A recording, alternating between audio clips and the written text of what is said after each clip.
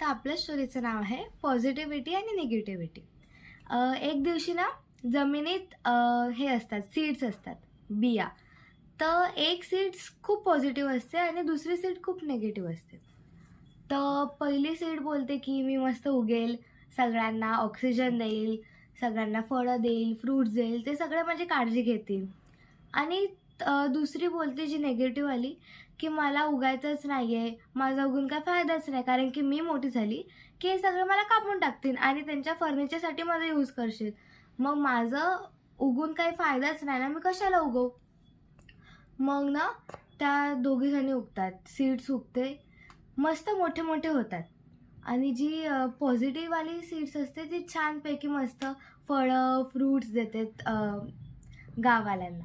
आणि जी निगेटिव्हवाली असते ती उगते, पण ती एकदम तिची झाडांच्या फांद्या खूप हलक्या असतात. तर तिचे झाडं सुकून जातात, झाडाच्या पाया सुकून जातात आणि ती मरून जाते.